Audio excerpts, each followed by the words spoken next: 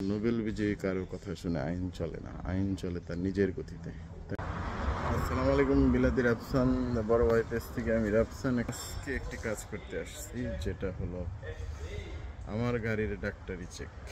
এটা সে ইউকেতে একটি নতুন গাড়ি কেনার 3 বছর পর্যন্ত এই বাৎসরিক চেক আপটা বাধ্যতামূলক, এক্সামটেড থাকে। চেক আপ করানোর কোনো আইনগত বাধ্যবাধকতা থাকে না, কিন্তু গাড়ি 3 বছরের অধিক পূরণ হয়ে গেলে এরপর প্রতিটা গাড়িকেই আপনার একটা বাৎসরিক একটা চেক করে কোনো একটা রিকগনাইজড বডির কাছ থেকে, যারা গভর্নমেন্ট থেকে অথরিটি প্রাপ্ত তাদের কাছ থেকে চেক করার পরে সেটার একটা ফিটনেস সার্টিফিকেট নিতে হয়। এটা বাংলাদেশে আসে, কিন্তু এই দেশে এটা খুব কড়াকড়িভাবে মেনটেন করা হয়।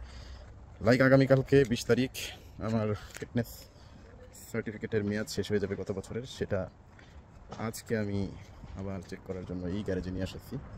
এই গ্যারেজের গাড়িটা সিস্টেমে চেক করা হচ্ছে।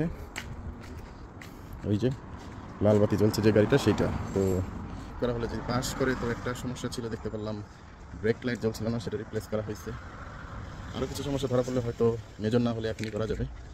তো যদি ফিটনেস টেস্ট সার্টিফিকেট না থাকে, ভ্যালিড সার্টিফিকেট না থাকে, তাহলে কিন্তু আমাকে 3 পয়েন্ট দিবে। আর 3 পয়েন্ট দিবে মানে 12 পয়েন্ট পর্যন্ত দিলে লাইসেন্স বাতিল হয়ে যায়। তো খুব ইম্পর্টেন্ট। প্লাস জরিমানা 100 পাউন্ড বা 100 থেকে 1000 পাউন্ড সম্ভবত এমন একটা অ্যামাউন্ট।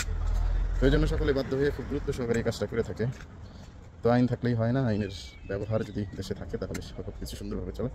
আমাদের দেশে আইন আছে কিন্তু আইনের ব্যবহার নাই, কিন্তু এই সব দেশে আইন আছে, আইনের ব্যবহার আছে, এবং এই সকল আইন প্রত্যেকটা মানুষ থেকে প্রভাব মুক্ত।